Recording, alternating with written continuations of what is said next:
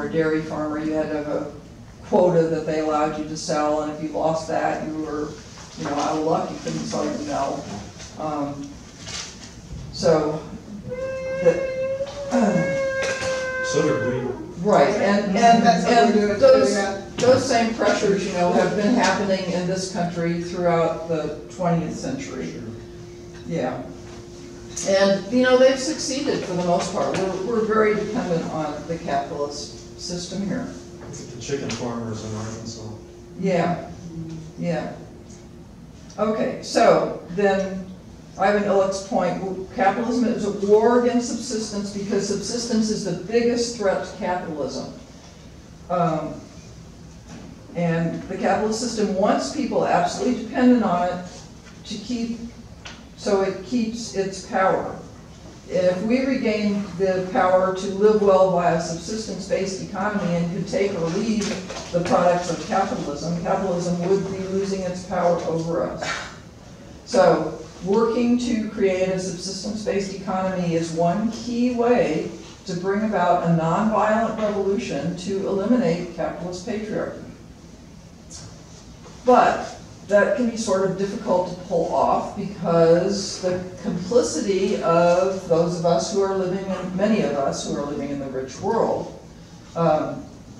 When Maria and Veronica started talking about their ideas about subsistence, they're feminists, they're part of the feminist community, they went to all kinds of feminist conferences, they're scholars. When they took their ideas to feminist conferences, they got all kinds of resistance. You might have hoped that the feminists would be open to the ideas, but they say it suddenly became evident that women in the industrialized countries and middle-class women in the South are not only victims, but also beneficiaries of the international exploitative system. It became clear that we have to relinquish this complicity if we want to dissociate ourselves from this system. The authors ask, how is it possible to have a good life when their privileges are based on loot? And I love it, because they use this word loot all the way through this book. I mean, not every other second, but it just pops up here and there. So the privileges of those of us who are living in middle class or well off in the industrialized world are living on loot collected from the rest of the world. What's the meaning of the loot? Loot, like something that's stolen goods. Or an agri. Yeah. Yeah. Stuff.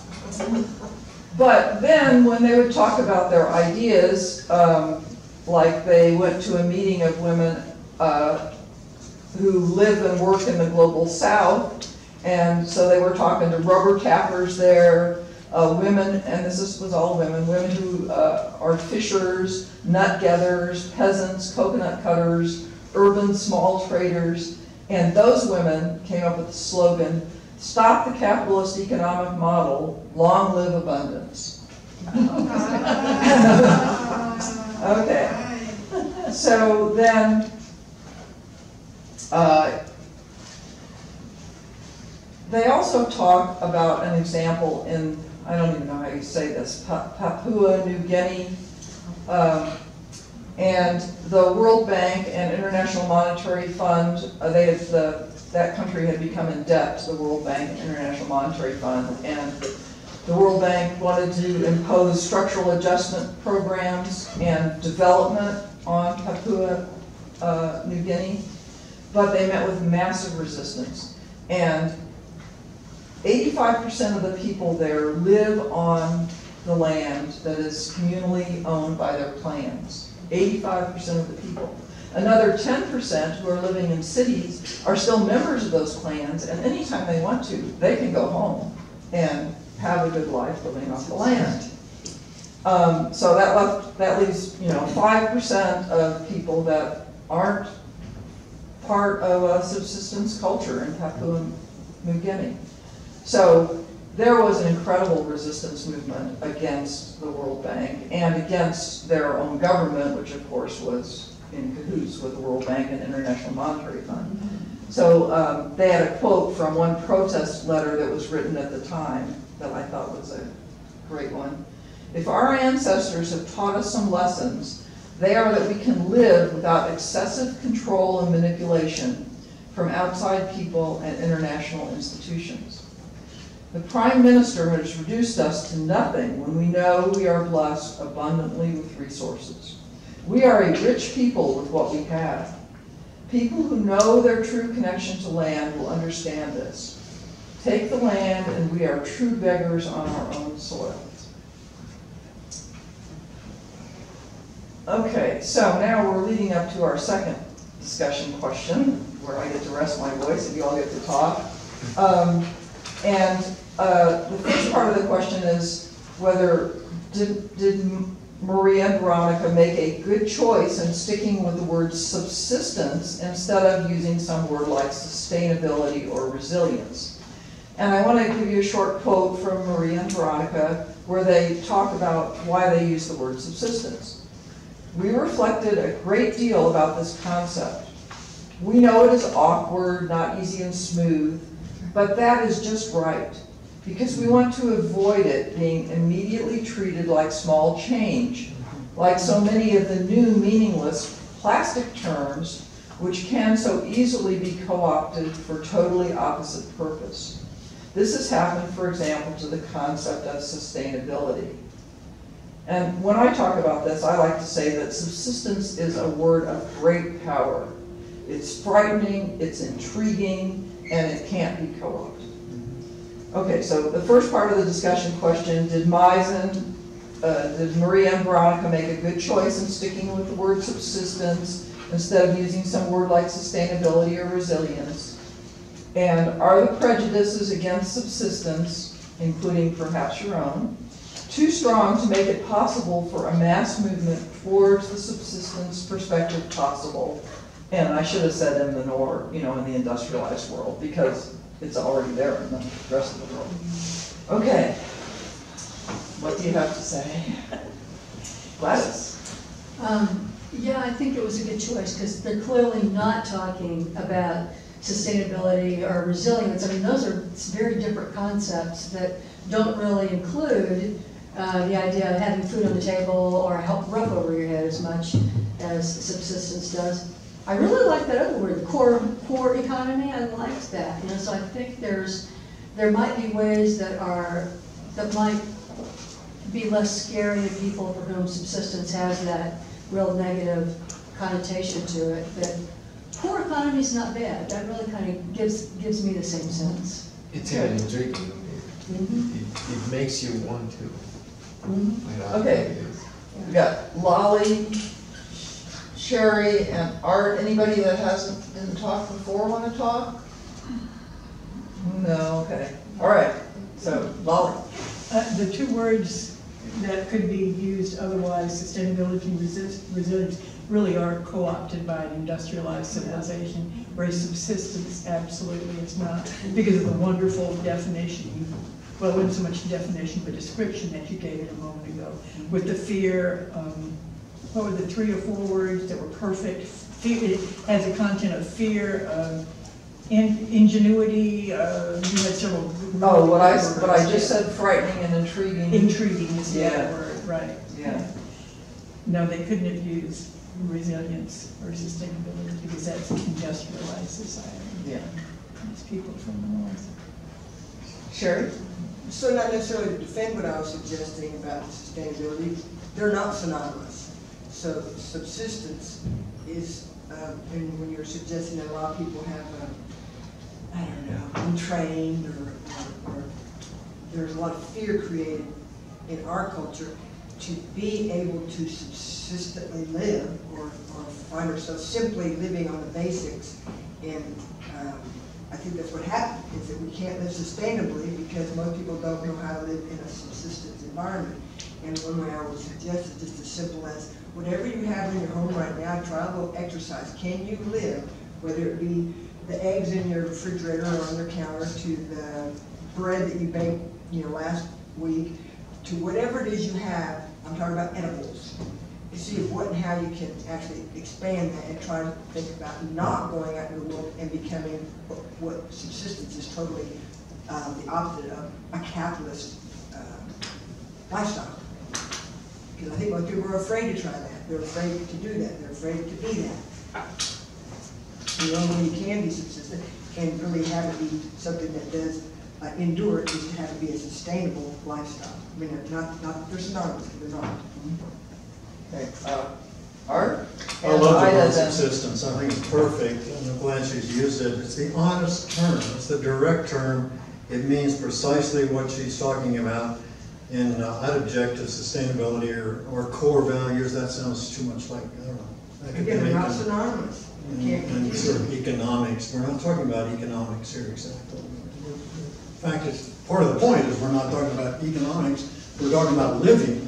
Basic needs being met. Subsistence makes you think of other cultures that are subsistence cultures, like the prehistoric culture of the hunter-gatherers prior to the agricultural revolution, prior to 10,000 years ago. There was a lot to be said for those cultures. There's a nice book out there called Sapiens. Some of you probably know it. Do you know, what's the author's name? Yohari, something like that, Yoshi Habari, maybe? Hariri? Hariri, I think that's it.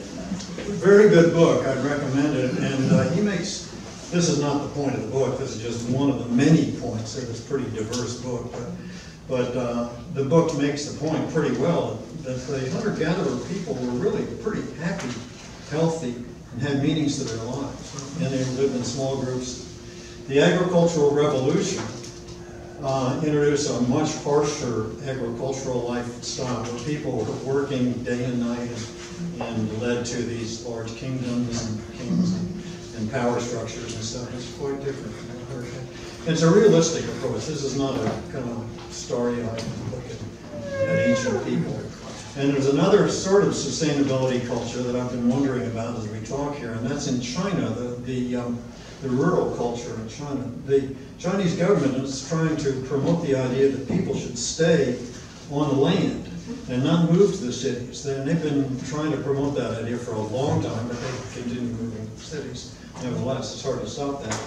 But I wonder if the rural cultures in China might be a sort of an example of what she's talking about. I really don't know that much about them, but that's an interesting sort of experiment. Yeah, well, I think there's examples all over the global south. Okay, we're gonna take two more here. Do you want, was your question for him? Well, it's a very broad question, but I just wonder if the world actually returned to a subsistence level, to a subsistence culture, would we continue to have things like computers and cell phones? I think, look at, She said we would. in a minute here, we're gonna get into more specifically what their specific ideas, you know, for the modern world using subsistence would be. So we're gonna go there, sort of. Okay, so Ida's our last one, and then we're gonna move on. Okay, what I want to comment on is that when you told the story about Papua New Guinea, you said people owned land communally. This is one of the deals with subsistence perspective and subsistence living. You cannot do it like little families just right here. You have to have community. And that means, you know, when we live close to each other, we see people's bad habits, we see all the stuff. We need ways to live together that are more realistic of being a human being than what the Western culture enables us to have that stupid attitude.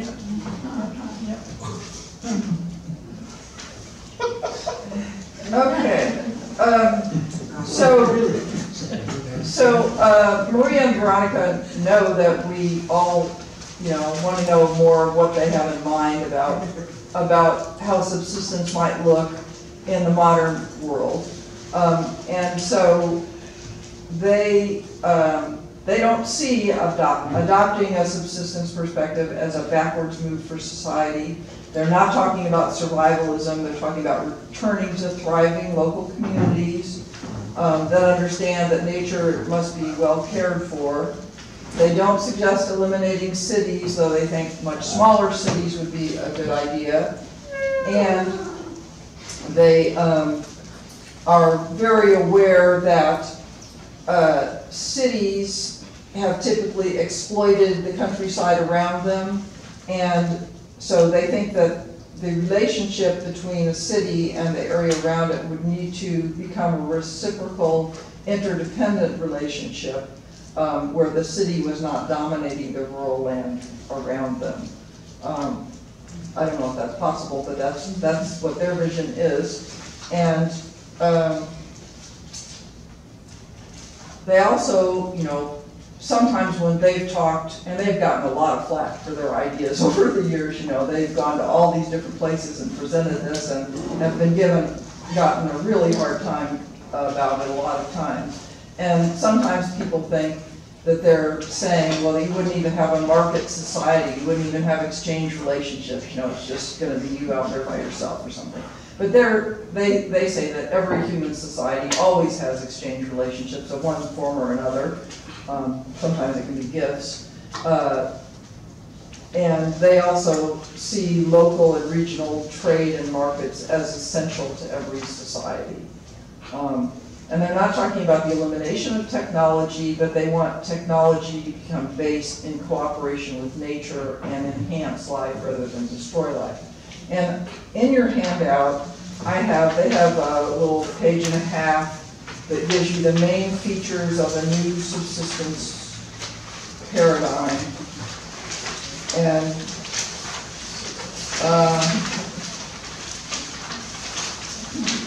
maybe we should just read through it real quickly. Can you all help me, Gladys? Could you start with the first section, Susan do the next section? Where are you? Okay, we're Up here. it looks like this. Page 61 at the top. Main features of a new. Main features? Yeah, main features of a new subsistence paradigm. So I'm just going to ask a few of you to read for me. Gladys is going to read the first section, Susan will read the second, Paul will read the third, and Lolly will read the fourth, and who wants to read the fifth section? I will. Okay, Ida's going to read the fifth.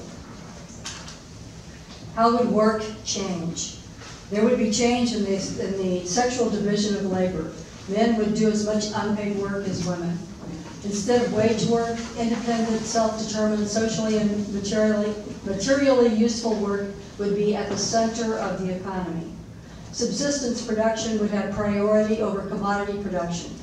Today, subsistence production subsidizes the market or money economy. This must be reversed, liberating or decolonizing subsistence production so that wage labor and the market or money economy subsidizes the larger social productivity, the production of life. 2, what are the characteristics of a subsistence technology? It must be regained as a tool to enhance life, nurture, care, share, not to dominate nature, but to cooperate with nature. Technology should value the knowledge available among people. Technology should be such that its effects could be healed and repaired. 3, what are the moral features of a subsistence economy? The economy respects the limits of nature. The economy is just one subsystem of society, not the reverse. This calls for changes in economic relations based on cost-benefit calculations and competition. The economy must serve the core life system. It is a decentralized regional economy. The goal of a subsistence economy is to support the subsistence society in the production and regeneration of life on the planet as a whole. Number 4, how would trade and markets be different? Local and regional markets would serve local needs. The primary function of local markets would be to satisfy the subsistence needs of all. Local markets would also preserve the diversity of products and resist cultural homogenization. Long-distance trade would not be used for meeting subsistence needs. Trade would not destroy biodiversity. Okay, section 5, changes in the concept of need and sufficiency. A new concept of the satisfaction of needs must be based on direct satisfaction of all human needs and not the permanent accumulation of capital and material surpluses by fewer and fewer people. A subsistence economy requires new and reciprocal relations between rural and urban areas, between producers and consumers, between cultures, countries, and regions. The principle of self-reliance with regard to food security is fundamental to a subsistence economy. The important concept and practice of the commons can be reclaimed to resist the injustice linked to privatization and the commercialization of nature. Money would be a means of circulation, but cease to be a means of accumulation. All right. Are we still discussing, or? No, we're not discussing it yet. But we will. I'm gonna try and get through the rest of the things I want to say. And You create too much interest. Everybody wants to get into it. That's good. That's very good. Okay, now, those of us who have been coming to the Climate Forum, and probably many of the rest of you that are in here, understand that capitalism is dependent on externalities. And externalities are just free services, and it's dependent on free services from nature. You know, that capitalism couldn't survive for a second without, you know, the water that it gets to operate its factories and the fossil fuels and everything else that nature provides. And that often corporations are not, you know, don't have to pay anything for. And so Maria and Veronica's analysis of capitalist patriarchal economics expands on our understanding of the externalities that capitalism depends on to make us look at what the human free services are that are being provided to capitalism, and there are lots of them. So Maria is a German sociologist, and she spent many years doing research in India, and she's married to a man who's from India, actually. So she was really, you know, engaged in the culture there. And one of her first projects in India was a study of, and she has a book of this name, The Lace Makers of Narsapur, Indian Housewives Produced for the World Market. And she found that poor rural women in South India were crocheting lace in their homes at a very small fraction of what was considered the minimum wage for agricultural laborers, which was probably not very high either. And the companies that were exploiting these women justified by saying they were just housewives and they were giving them something extra that was important to do. And so the lace exporters became millionaires, and these women, you know, made just a little bit of money. So Maria then was talking about thinking about how the exploitation of women as low-wage workers is a way that women's work is exploited by capitalism. It's an almost free service that capitalism gets. And then she and some of Veronica and another woman, Claudia von Worldhoff, thought about all this a lot and realized that women in the world do most of the work to create and sustain the human species. You know, the pregnancy, childbirth, nursing we were talking about earlier, socializing, teaching children, caring for children, maintaining households, feeding their families. And if you think about it, capitalism couldn't survive for one moment without these women doing all this work. Where would the labor force come from? And and somebody that was writing, I think maybe about the core economy somewhere, they said, how would capitalism fare if its workers had not been toilet trained? So, it would be a bit of a problem. So here's a quote from Maria and Veronica. The construction of woman as mother, wife, and housewife was the trick by which 50% of human labor was defined as a free resource. And Maria, who was the one that really wrote about this thing, she called it housewifeization. Housewifeization.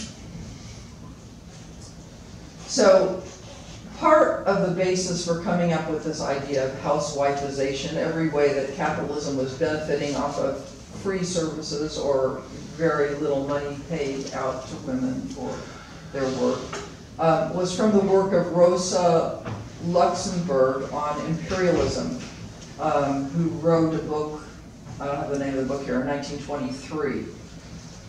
And I guess Marx, I am really not very, I haven't read much Marx, so I don't really know that much about what I'm about to tell you, but Marx apparently talked about capitalism having a bloody prehistory where it could never have gotten started if it hadn't have brought all this loot home from the rest of the world. And so Rosa Luxemburg said, yeah, that happened, but it also is still happening. And she was talking about mostly the peasants and artisans in the poor parts of the world were providing things that capitalism needed to be able to accumulate capital. And then Maria and Veronica have gone on to expand Rosa Luxemburg's idea of women's work, or their own idea about women's work, and the idea about peasant exploitation being necessary to maintain capitalism, and have developed what they call the iceberg model